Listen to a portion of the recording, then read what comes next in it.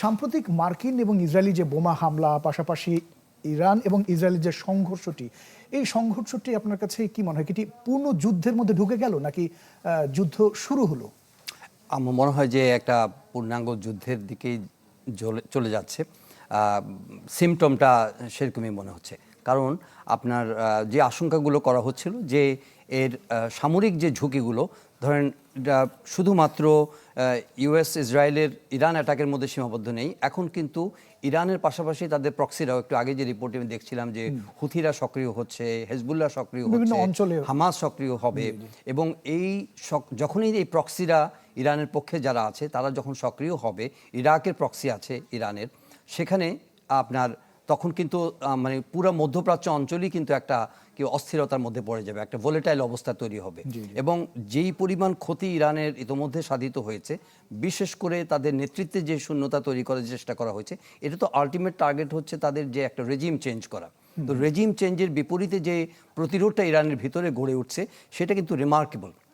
আপনি দেখেন যে যতখানি ইমিডিয়েট ইম্প্যাক্ট হওয়ার কথা ছিল, যে আয়াতুল্লাহ আলী খামেনির মৃত্যুর পরে বা তার পরিবার এবং তাদের যে হাই কমান্ডের যারা মানে জেনারেলসরা আছেন, প্রতিরক্ষা মন্ত্রী, তারপরেও কিন্তু ইরানের মধ্যে একটা খুব সিগনিফিক্যান্ট এবং রিমার্কেবল প্রতিবাদ বিক্ষোভ কিন্তু আমরা দেখতে পাচ্ছি। এবং তাদের মানে তারা যে বক্তব্যগুলো দিচ্ছে, এর মধ্যে যে এক ধরনের ইন্টারন্যাশনাল যে এনগেজমেন্টের ব্যাপারগুলো, সেটা কিন্তু এখনও দৃশ্যমান না।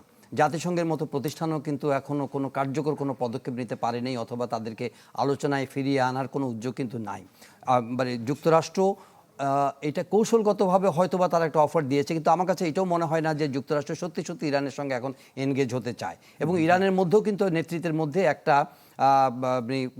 অবস্থা তৈরি হয়েছে যে এই মুহূর্তে কোনো ধরনের কোনো সমঝোতা, কোনো রিকনসিলিয়েশন বা কোনো কম্প্রোমাইজের কোনো কিন্তু মুড তাদের মধ্যে নাই। এবং বলেছেন, ঘোষণাও দিয়েছেন, তারা ঘোষণা দিয়েছেন। এবং তারা ইতোমধ্যেই মধ্যপ্রাচ্যের বিভিন্ন আমেরিকান ইন্টারেস্টে বিশ্বের নানা প্রান্ত থেকে রেমিটেন্স লেনদেনে নগদ নিয়ে এলো হার নামানা হার অফার। সর্বনিম্ন 10,000 টাকার রেমিটেন্স নগদে পাঠালে স্বর্ণের হার জেতার সুযোগ।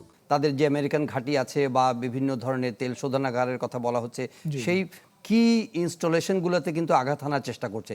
বিশেষ করে যে মিসাইল অ্যাটাকগুলো হচ্ছে, সেগুলো কিন্তু ইঙ্গিত করছে যে যুদ্ধ কিন্তু পুরো মধ্যপ্রাচ্য জুড়ে একটা কি বলবো যে ছড়িয়ে পড়ার একটা আশঙ্কা। আপনি বলছিলেন যে জাতিসংঘ এবং ইউরোপীয় ইউনিয়নকে এই মধ্যস্থতা করার কোনো সুযোগ রয়েছে তাদের আসলে এই মুহূর্তে? না, এই মুহূর্তে তো ইউরোপীয় ইউনিয়নকে আমরা দেখছি না সেই রোলে, বরঞ্চ জার্মানি এবং মানে ইউকে, তারা কিন্তু তাদের মানে ট্র্যাডিশনাল ফ্রেন্ড হিসেবে যুক্তরাষ্ট্র, ইসরায়েল, তাদেরকে কিন্তু সমর্থন এবং তাদের সহযোগিতা করার জন্য উদ্যোগ নিচ্ছে।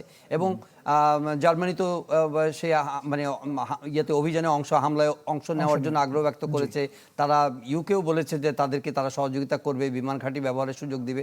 তার মানে কি পশ্চিমাদের এক ধরনের কিন্তু এই জায়গাটার মধ্যে ইরান কেন্দ্রিক পলিসি যেটা, সেখানে কিন্তু তাদের কোনো ধরনের কি অনৈক্যের কোনো বিষয় নাই।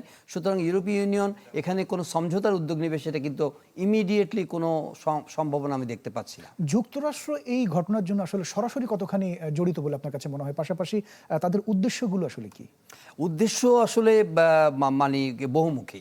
উদ্দেশ্যমুখী প্রথম কথা হচ্ছে যে ইরান ওই অঞ্চলে মধ্যপ্রাচ্যে যে স্ট্র্যাটেজিক জায়গাগুলোকে নিয়ন্ত্রণ করে, বিশেষ করে আপনার মেরিটাইম বাউন্ডারিতে যেখানে বিশ্বের মানে প্রধান বাণিজ্য রুট, এটা ভূকৌশলগতভাবে এটি সবচেয়ে ইম্পর্টেন্ট ব্যাপার।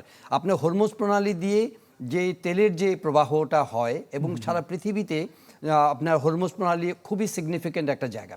সুতরাং এইটাকে কেন্দ্র করে কিন্তু পুরো মধ্যপ্রাচ্য জুড়ে আপনার প্রায় 7টি এলাকাতে 7টি দেশে তারা কিন্তু সামরিক ঘাঁটি স্থাপন করেছে যুক্তরাষ্ট্র, শুধুমাত্র ওইটাকে সিকিউর করার জন্য। মানে গ্লোবালি যুক্তরাষ্ট্রের উদ্দেশ্য হচ্ছে যে তেলের প্রবাহ, বিশ্ব বাণিজ্যের প্রবাহ, বিশেষ করে সমুদ্র পথে প্রবাহটাকে নিশ্চিত করার জন্য তাদের নিয়ন্ত্রণ প্রতিষ্ঠা করা। এখানে হচ্ছে যে প্রধান ভূকৌশলগত একটা স্বার্থ তাদের জড়িত। দ্বিতীয় কথা হলো যে প্রোটেক্টিং ইসরায়েলস ইন্টারেস্ট। এবং যারাই মধ্যপ্রাচ্যে মানে মুসলিম বিশ্বের যে দেশগুলো, এগুলো তো এখনও রিমার্কেবল। আপনি ধরেন যে সবাই কিন্তু যুক্তরাষ্ট্রের সঙ্গে এক ধরনের সমঝোতা, এক ধরনের আন্ডারস্ট্যান্ডিংয়ের মধ্য দিয়ে চলছে। সুতরাং যুক্তরাষ্ট্র তাদের মিত্রদের স্বার্থ সুরক্ষা করা, অ্যাট দ্য সেম টাইম তার ইকোনমিক স্বার্থ সুরক্ষা করা। ডোনাল্ড ট্রাম্প দেখেন যে শুরু থেকে তার বাণিজ্য স্বার্থের উপরে খুব বেশি আপনার কি বলে যে জোর দিয়েছেন। এখানে কোনো নীতি নৈতিকতা কোনো ব্যাপার আছে বলে আমার মনে হচ্ছে না। যদিও আমেরিকান দের মধ্যে একটা জরিপ আমরা দেখলাম, হয়তো আপনাদের রিপোর্টের মধ্যে আছে, তারা এটা বলেছে এমনকি আপনার ডোনাল্ড ট্রাম্পের যে ইনডিসক্রিমিনেট এই ধরনের যে ক্ষমতার ব্যবহার, এটা নিয়ে কিন্তু কংগ্রেসেও কিন্তু একটা বসিং একটা বিতর্ক মনোভাব তৈরি হয়েছে যে ওয়ার পাওয়ার নিয়ে উনি যে একতরফাভাবে এই ধরনের যুদ্ধ ঘোষণা, এই ধরনের যে হামলা সিদ্ধান্ত গ্রহণ করা, এটার মধ্যে কংগ্রেসের কোনো প্রভাব বা কংগ্রেসের কোনো নিয়ন্ত্রণ আনা যায় কিনা, সেটা নিয়ে কিন্তু বড় ধরনের ডিবেট এবং ভোটাভুটি চলছে। কাজে আমেরিকানরা বলতে গেলে আমেরিকান পলিসি অনুযায়ী হয়তো ডোনাল্ড ট্রাম্প এবং তার অ্যাডমিনিস্ট্রেশন এই ধরনের যুদ্ধংদেহী মনোভাবের মধ্যে যাচ্ছে, but as a whole American strategic ইন্টারেস্টের ক্ষেত্রে এটা যে খুব কার্যকর হবে না, এটা যদি যুদ্ধ প্রলং করে তাহলে আমেরিকানরা বুঝবে। আপনি খেয়াল করে দেখেন যে যুদ্ধ যদি 3-4 সপ্তাহ যদি অতিক্রান্ত হয়, তাহলেই এটার কনসিকোয়েন্স কি বোঝা যাবে। এটা ইকোনমিক ইম্প্যাক্ট, সামরিক ইম্প্যাক্ট, আপনার ধরেন যে স্ট্র্যাটেজিক ইম্প্যাক্ট, এগুলো কিন্তু 2-3 সপ্তাহ পরে কিন্তু বোঝা যাবে। মোটামুটি clear সেক্ষেত্রে হয়ে যাবে। ডোনাল্ড ট্রাম্প কিন্তু খুব একটা সুবিধাজনক অবস্থানে থাকবে বলে আমার মনে হয় না।